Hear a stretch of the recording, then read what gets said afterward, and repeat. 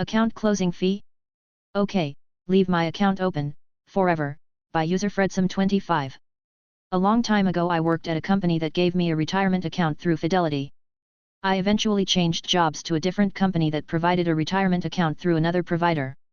So I call up Fidelity to roll my old account funds into my new one. Fidelity can do that for me, but there is a $50 account closing fee. Why do they have an account closing fee? Because fuck me. That's why. I tried to be clever and say leave $1 in the account, but they require a $50 minimum in case you do want to close at a later date. Cue malicious compliance. Okay, roll over all my funds except for $50. Keep the account open. Send me quarterly updates on my $50. Invest it. Make it grow. I now have a tradition, once a year I call Fidelity to transfer over all but $50 of my account balance, usually just a check for a few dollars.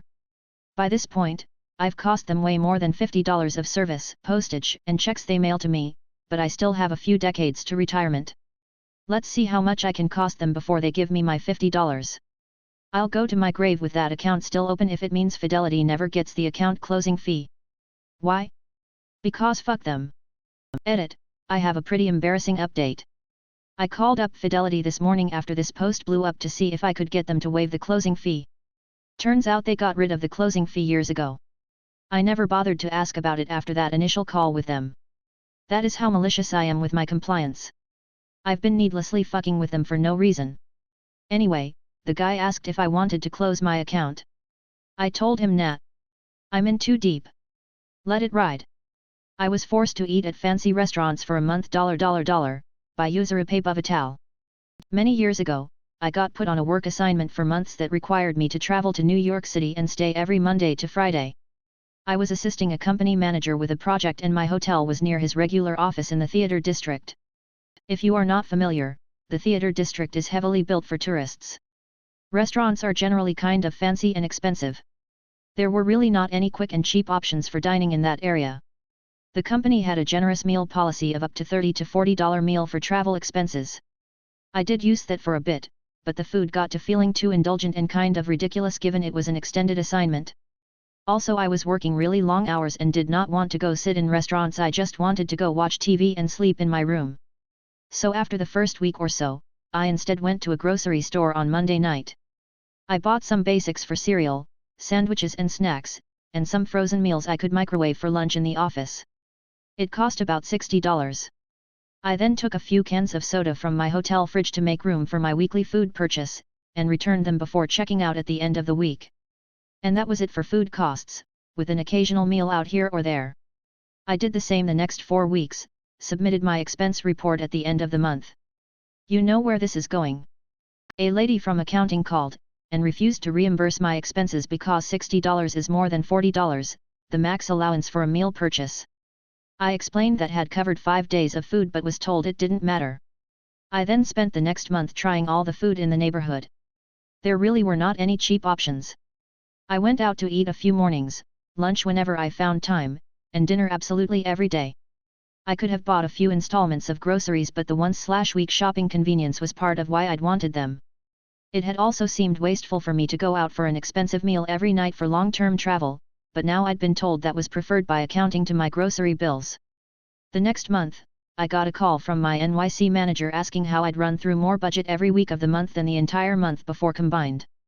I explained the grocery situation, and he thanked me and hung up. About 10 minutes later, that same lady from accounting called me to tell me they'd pay my still not reimbursed grocery bill and any going forward as long as the daily amount averaged for the week was under the aggregate meal allowance. I happily returned to a more reasonable diet. If you pay me for 40 hours you get 40 hours, by useraf_cheddarhead. Not sure if it belongs here but here goes. I work a consulting engineer designing and implementing systems, network and server, upgrades for organizations with worldwide locations. When initially hired by my company the agreement was I would get paid for every hour I worked, usually 40 hours a week when at the home site, up to 80+ hours per week when at the customer's location. No overtime, just straight time as my position is exempt. While on site I would also be paid MINE, lodging expenses, mileage expenses, and meal and incidental expenses, to include rental car. MINE can add up to a couple thousand a week in places like Hawaii, Japan, or England. Flash forward a few years and the company has been bought and merged a couple of times, and the new company decides that exempt employees are now salary and will not pay for any hours over 40, plus of course no discussion of negotiating a new rate due to the change in working conditions. This reduces my annual compensation by over 20k per year, as I would be at a customer's site for 4 to 6 months a year. I walk into the boss's office to discuss, he says nothing to discuss. Next time I am planning for a site, the plan is for me and my team to work 40 hours a week, meaning an additional 3 weeks on site. Neither the customer nor my boss were happy. The additional 3 weeks added over 50k in MINE to the estimate, because it isn't just me that does the work, and the total number of chargeable hours is the same if we are on site 4 weeks or 7 weeks. Sorry, if you only pay me for 40 hours, I only work 40 hours. A couple of VPS were quickly brought into the conversation and the new policy was quickly modified. When at a customer site, we now get paid for every hour we work. 1,400 packages of cookies. I broke a rewards program, by user Duckdown Rob. The year was 2000 in Canada.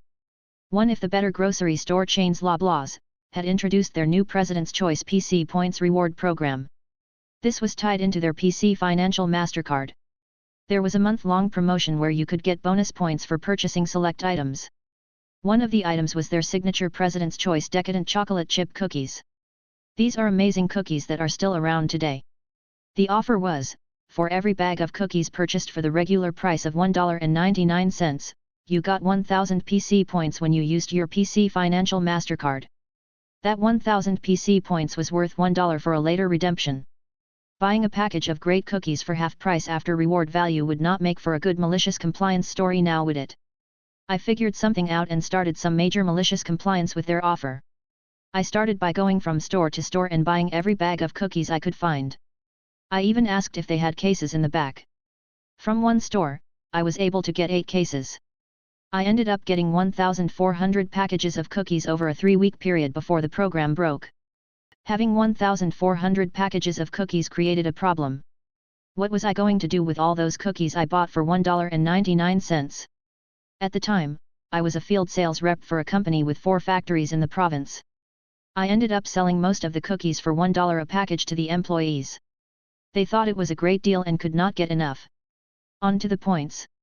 Every couple of days the bonus points would show up in my PC Points account.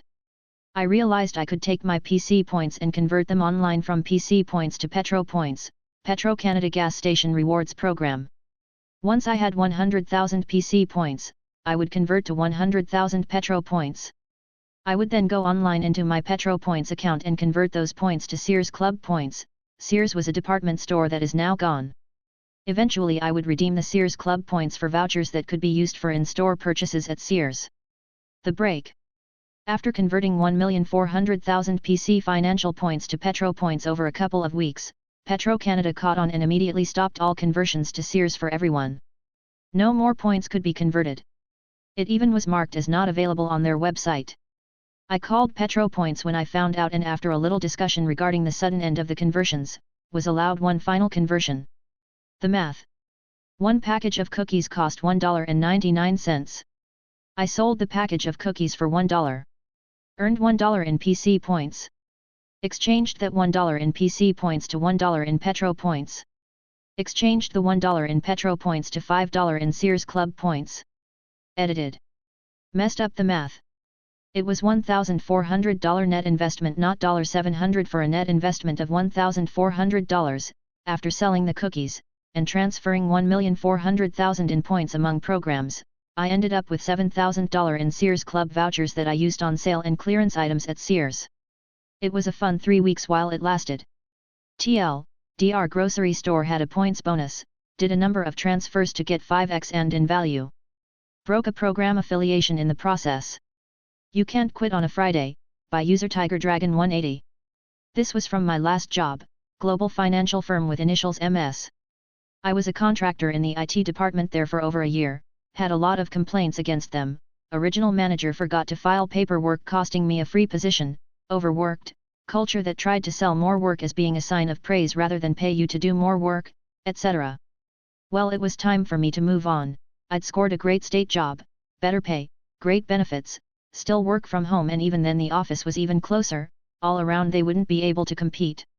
They were aware of this for about 2 months as they almost sank it by dragging their heels on some verifications like employment verification. I even flat out told my manager I'd be leaving at the end of the month.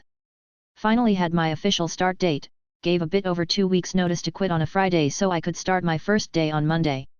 Here is where the stupidity begins. This place has a policy to run all software updates on Sunday, so every Monday is hell. Everything is broken due to poor QA, all hands on deck, if you call off they are gonna fight you, etc. They like to bully people and everyone who left had some attempt to get them to stay longer, and it has sadly worked. People don't get how little power they actually have. So my time came, manager calls me up, goes on and on with BS, tells me it's not proper etiquette to give only 2 weeks notice, since when, that I should know it takes a minimum of 3 weeks to complete training, so I should know they can't replace me in time. You had 1 to 2 months already, and how can I do this to my co-workers and selfish and a bad person, so this doesn't get the reaction or response management wants. Now they bring out policy, they tell me it's against company policy to quit on a Friday. I know this is BS, but they don't really hand out policy books here, and HR is kinda, well, for contractors it's not a thing. Contractors are second-class workers with hardly any rights after all. Still, I'm leaving the company. How does this affect me? I tell them something to the effect that I'm the one quitting, I'm still going to leave on that Friday, seriously not sure how this was going in their mind. They doubled down that I had to work that next Monday for them, I think hoping to get their foot in the door, ruin my next job, etc. Well, this isn't working for them now, is it? They are really fuming now, so they give their ultimatum: if I won't work that Monday then I am to sign out and not clock back in until I have changed my mind. They are looking smug. They are effectively threatening to fire me early, making me lose out on money and stuff. They know we don't have PTO, well, I also have no care at this point, my finances are fine, my new job I need a full suit for, I guess I earned myself an unpaid vacation. I log out, they keep looking smug, leave me with another remember, don't clock in until you've decided to be reasonable. The next day I don't log in. A few hours later I get a call screaming about how I'm late and I've caused so many problems. I cut them off saying I'm still not coming in Monday, so per our meeting I'm not to clock in. Silence. They ask if I'm serious. I ask if they were serious yesterday. They call me a pug-headed fool and tell me to just come in on Monday like they asked. Thought this was a demand. They then wait a moment and ask if I'm going to grow up and come back in. Well, I'm bored at this point and ask if they are going to pay my new rate on Monday. I get a confused no, and I tell them they have their answer. They called every day that last week, bouncing between apologies, insults, browbeating, etc., while still always standing on the "you need to come in on Monday." This was a whole week of them, sometimes multiple days, begging me to come in, even part of the day to dig them out of holes, but then doubling down that if you come in that does mean you're coming back all the way through Monday, right? I'd already dropped off their equipment already, since I didn't need any of it at this point, even if I did finish my week. They even called on Monday to tell me I was fired for not showing up. I still think they thought I was joking or playing hardball for a promo or raise. It's the only reason I have for all that, or they really thought I'd throw my new job for them. They had a big focus on company loyalty that a lot of people seemed to buy into, so maybe they just assumed I'd be loyal. I did hear my old manager had to fill in for me as they couldn't get anyone to do my shift and my jobs, and that now months later my manager and several others quit as everything is buckling. They promised more than they could deliver and drove off experienced temps like me. TLDR job tries everything to keep me from quitting and leaving the company on a Friday, gives an ultimatum. I call their bluff and get called all week to come back before being called and fired after my 2 weeks was up.